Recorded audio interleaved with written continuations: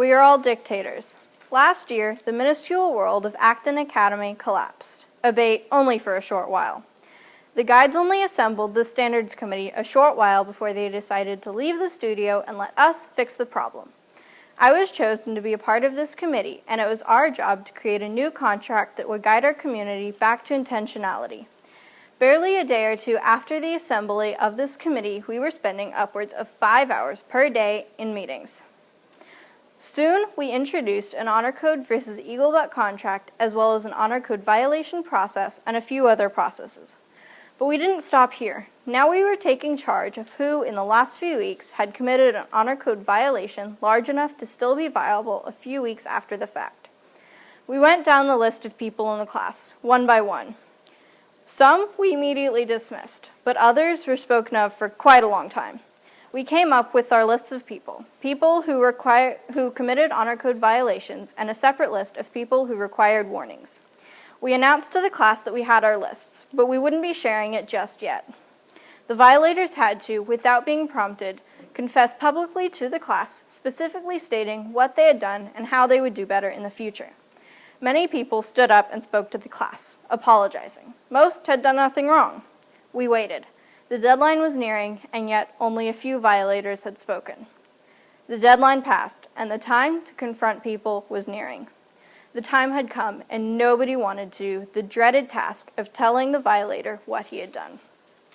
"What am I here for?" he asked. We need to tell you something." We stumbled over our words. They wouldn't come out. Somebody would start speaking, and then pawn the job off on somebody else. Finally, someone just spat it out. "You've committed an honor code violation, and you had the chance to apologize, but you didn't take it." We told him what the infringement was and explained that we had proof, multiple people on separate occasions accusing of the same thing, cheating or lying, possibly, and in many cases, both. It was over. We had told him. He was angry. "This is unfair, and I didn't do it," to pour from his mouth. We apologized. "I'm really sorry, but we can't make exceptions, no matter who you are." Soon, we were openly disliked by much of the class. We couldn't understand why they hated us so much. We were just part of the class, and we were just trying to help. But they resented us for it. To them, we were the evil dictators. We were protected by our knowledge and our influence.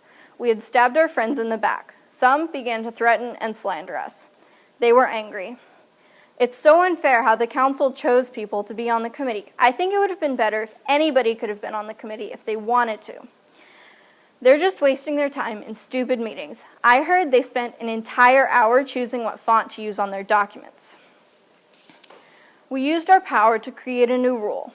"I will respect the council's or other leaders' decisions. I will not yell at, insult, or threaten them." The guides returned. Mere weeks later, our dictatorship was ended. As the weeks and months passed, we began to see their side of the story. How in their eyes, we had just been spying and gossiping. We hadn't taken any of their input, and they hadn't been able to be a part of the deciding process. We had learned a lesson, and we had learned it through experience, not from a textbook. Thank you.